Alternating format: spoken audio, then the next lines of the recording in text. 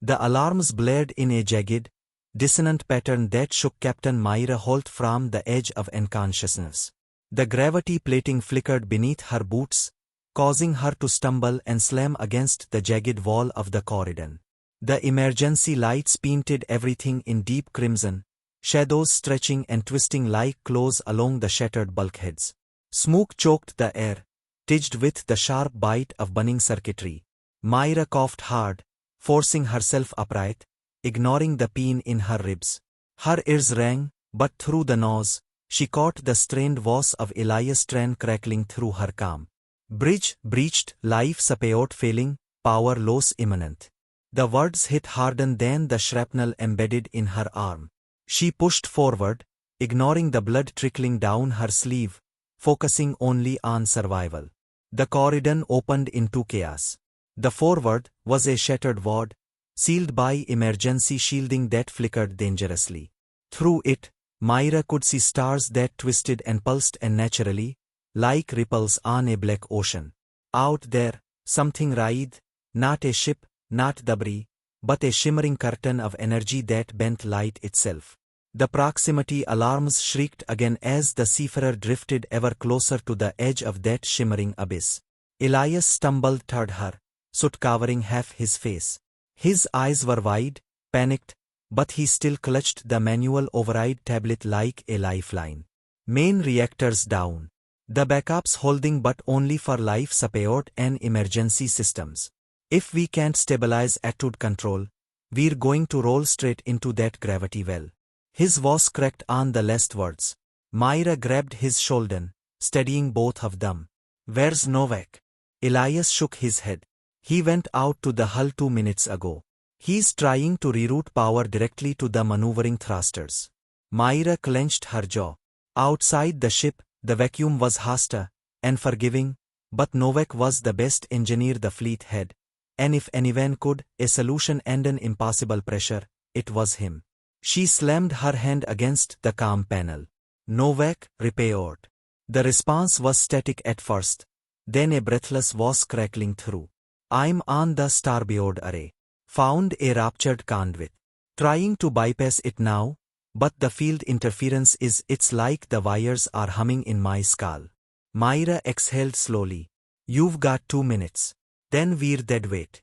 She turned back to Elias. He already knew the next step. He didn't need orders. Together, they rushed to the auxiliary control station. The console flickered erratically, but Elias' fingers danced across the interface with practiced precision. A readout appeared, rotational drift increasing by 0.7 degrees per second. At this rate, they'd be tumbling beyond recovery in less than 5 minutes. Mira felt sweat bead at her temple, but forced calm into her voice. Elias, if Novak pulls this off, you're going to have to fire maneuvering thrusters on manual override. No margin for error. Elias nodded but swallowed hard. The ship trembled beneath their feet as if the universe itself was pulling them apart. A sudden crackle on the comm. Novak's voice came through strained but triumphant. Bypass complete. Routing power to thrusters, now. The console flashed. A weak green indicator flickered to life. Mira slammed the control key. Elias, burn thrusters at 80%, then adjust 2 degrees pitch up. The ship groaned like a dying beast as the thrusters ignited. For a breathless moment, Mira thought it wouldn't be enough. Then the drift slowed. The trembling eased. The Seafarer stabilized, hovering on the knife's edge of that impossible abyss. Mira allowed herself one breath of relief. Then she looked out again. The shimmering field beyond was growing, folding in on itself. Arcs danced along its surface, and something vast and cold moved within it. It wasn't a gravity well, not in the way human science understood. It was alive. Watching. Captain, Elias whispered, following her gaze. What is that? Mira couldn't answer. But she knew one thing, they didn't belong here. Novak, get back inside. Now. The calm fell silent for a moment. Then his breathless voice, I'm on my way. The deck plates vibrated with a low-frequency hum, not mechanical, something deeper, resonating in the marrow of her bones. The shimmering curtain outside pulsed once, and for a split second, Mira felt her vision blur, not from exhaustion, but from something inside her mind twisting. A whisper in a language she didn't understand brushed her consciousness. "Elias, do you feel that?" He nodded, pale and shaking. Mira forced herself to focus. "We need to get out of here." The auxiliary console flickered again, this time with an automatic alert. Navigational systems offline, but emergency jump drive partially operational. Mira locked eyes with Elias. "Prep the drive. I don't care if it rips us apart. We're not staying." The Seafarer tumbled in silence across the void, no longer caught in the monstrous gravitational pull but far from safety. The emergency jump had spat them out into unknown space, uncharted, cold, and darker than anything Mira Holt had ever seen. The stars here felt wrong. Dimmer. Distant. The ship's lights flickered with instability as systems rebooted piece by piece, struggling against the damage. Mira sat at the auxiliary console, eyes locked on the diagnostic readouts as Elias and Novak worked frantically behind her. Every few seconds, sparks spat from damaged panels, and the groaning meta of the hull reminded them that survival was still a fragile possibility. "Power at 12%, Elias called out grimly. "Life appeared stable, but the reactor's losing containment pressure. We've got maybe 4 hours before it's done." Mira's stomach twisted. She closed her eyes for a moment, forcing down fear. There wasn't time for panic. "Novak, can you repair the containment remotely?" The engineer wiped grime and sweat from his brow. "Not without fresh coupling lines. The core's venting. I'd have to physically patch them, and I don't have the equipment. We used everything we had back in the last repair cycle." Elias slammed his fist into the console, sending another shower of sparks into the air. "We're stranded in dead space, and our core's bleeding out." Before Mira could speak, the proximity sensors chirped weakly. Her head snapped toward the panel. The signal was faint, intermittent, but definitely there. "Picking up a structure," she said, her voice carefully controlled. "Approximately 40,000 kilometers out. Metallic signature. Could be a derelict. Could be a trap," Elias muttered. "Could be salvation," Novak countered, hope sparking behind exhaustion. Mira made the call without hesitation. "Plot a course. Low power approach. We're out of options." The Seafarer limped through the dark on thrusters barely holding pressure. Minutes stretched into tense eternity as the object loomed closer on their displays, an enormous construct, angular and ancient, covered in strange runic markings that no translation algorithms could decipher. Its structure resembled a spire fractured in 3 dimensions, with jagged arms curling outward like the bones of some impossible creature. As they drifted nearer, Novak let out a low breath. "That thing's been here a long time." Elias frowned. "If it's so old, why are there power signatures?" The console confirmed faint energy readings pulsing from deep within the structure. Mira felt unease settle in her gut, but desperation overruled caution. "Prepare for docking." The ship's magnetic grapples latched onto the fractured spire with a dull clang that reverberated through the hull. Mira and her crew suited up in battered environmental rigs. No one spoke, words seemed too fragile for what they were about to do.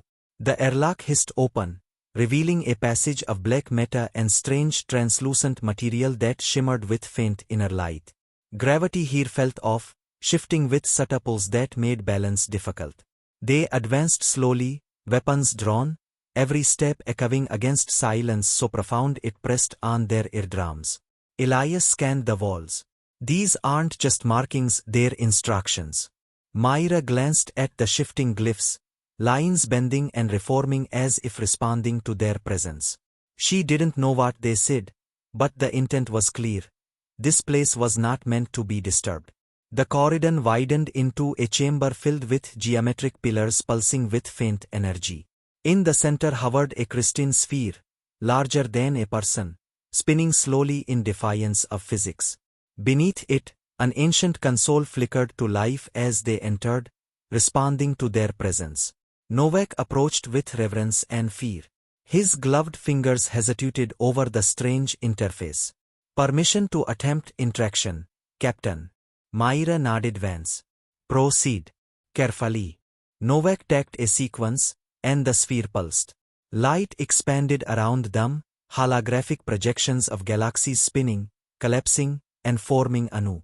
Then came images of beings, immense, incomprehensible entities that seemed to swim through dimensions. And in the center of them all, Earth. Myra's breath caught. Elias whispered, "They knew about us. Long before we ever left the atmosphere."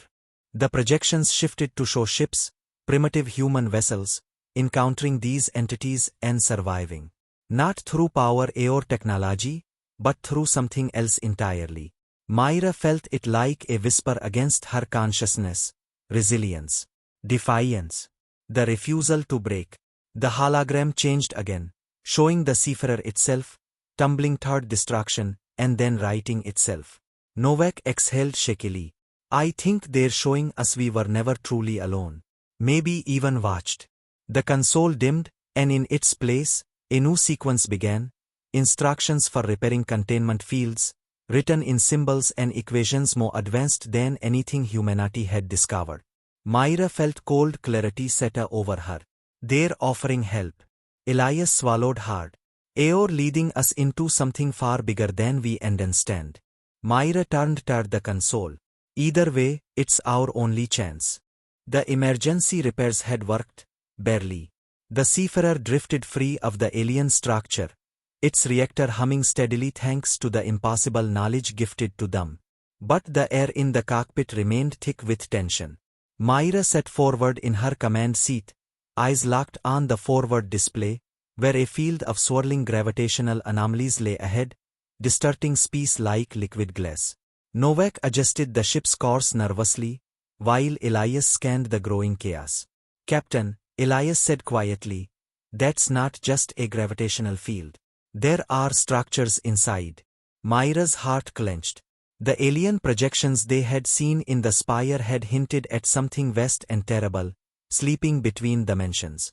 But seeing it for herself was another matter entirely. Dark, massive shapes drifted in and out of visibility, structures larger than moons, latticed and spiked, covered in shifting geometry that defied logic. Some of them pulsed faintly, like heartbeats on a scale that dwarfed comprehension. "We shouldn't be here," Novak whispered. But they were. Drawn along a path they couldn't deviate from. The ship's navigational controls flickered, and the engines adjusted course on their own. Myra's console displayed an override signal, coming from within the anomaly itself. "We're being guided," Elias muttered grimly.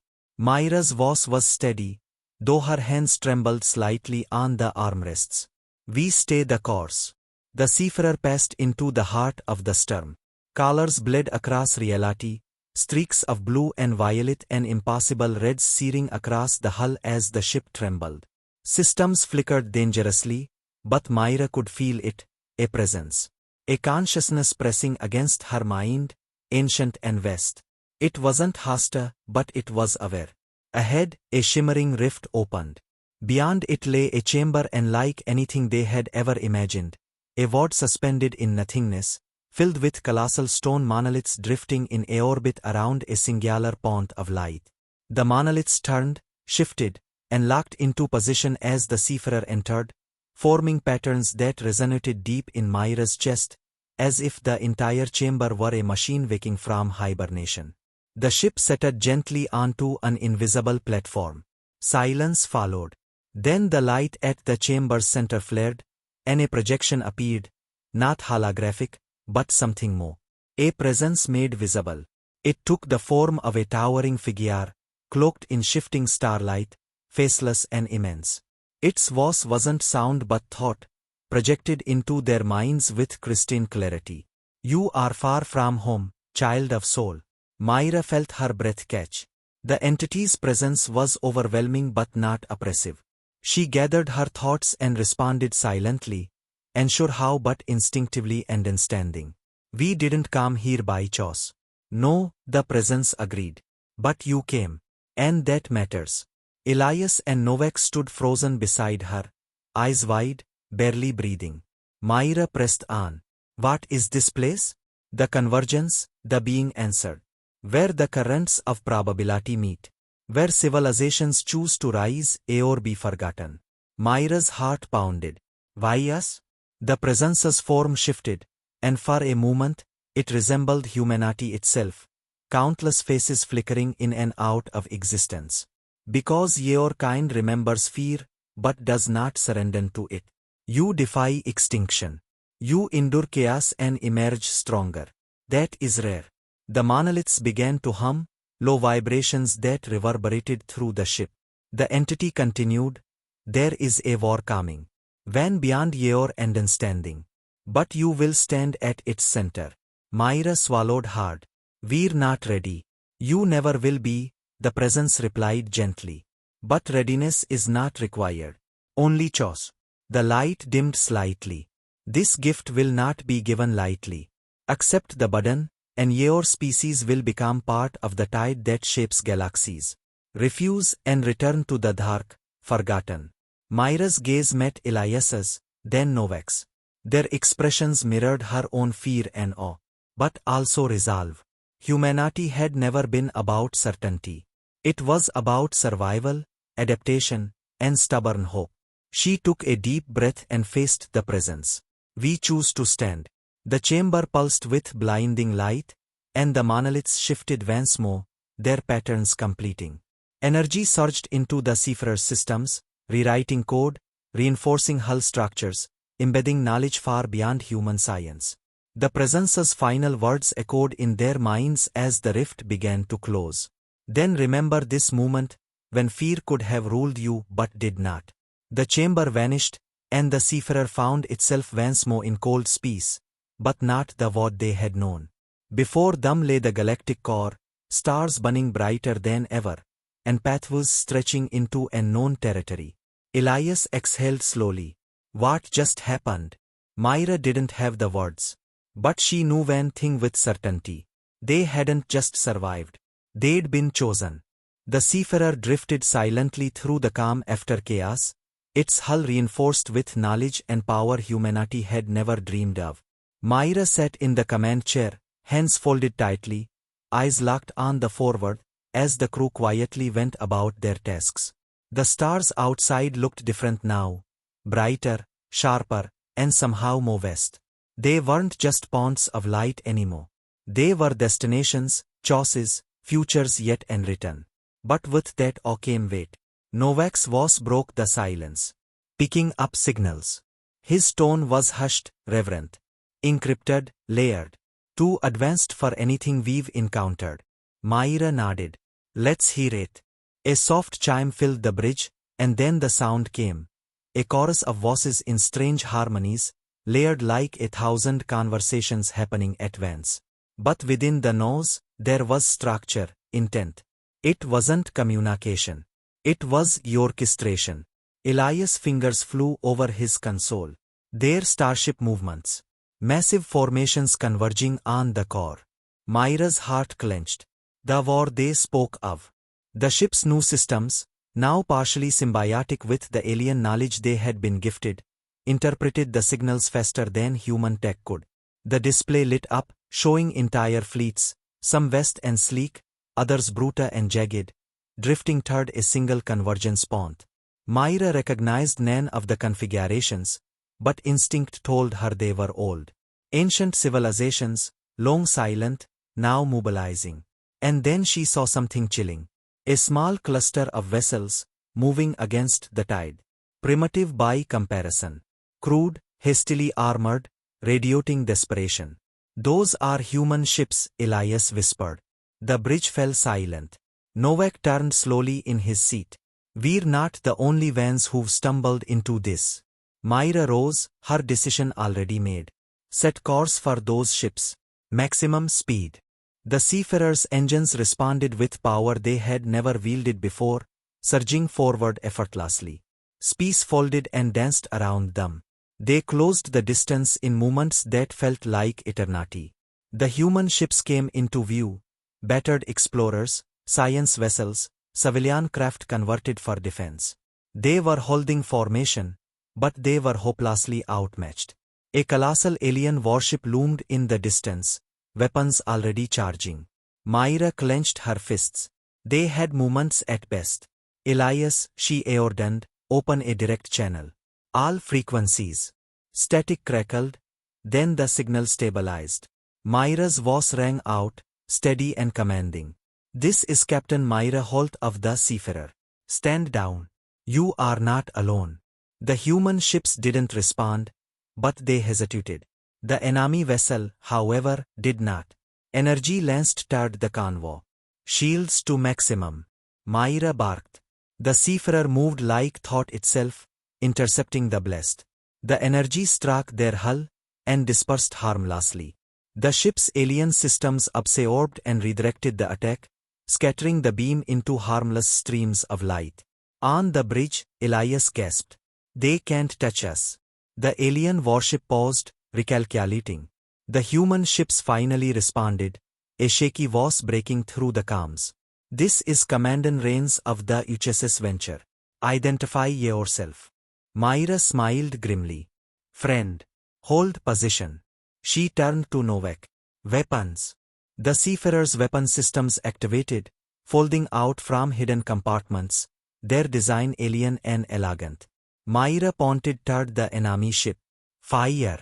The blast that erupted from their ship was silent, beautiful, twin beams of searing energy twisting together like a helix. It struck the alien vessel, tearing through shields, armor, and systems in one breathtaking instant. The enemy ship fractured and imploded, silent fireworks against the void. The human ships broke formation, shocked. Then cheers erupted over the calms. We've got your back, Mira said softly. More signals flooded in. Other alien vessels, sensing the shift in power, began repositioning. Some retreated. Others seemed to offer acknowledgement. On the main screen, a new message appeared, not in language, but in symbols. An open gate, a shared road, a single word embedded in thought. Allies. Mira exhaled slowly. Transmit acknowledgement. The Seafarer pulsed softly, sending their answer across space. The human convoy moved to formation alongside them. Commandant Rains' voice returned, this time steady. Captain Holt, what the hell happened to your ship? Mira smiled faintly. We learned to survive. And now we teach others. Novak turned to her, awe in his eyes. What now? Mira looked out at the swirling stars, at the fleets converging and scattering, at possibilities unfurling before them. Now, she said, we make sure humanity remembers what it's capable of. And we make sure the galaxy never forgets. The Seafarer turned, engines glowing like newborn suns, and led the convoy toward the heart of the unknown.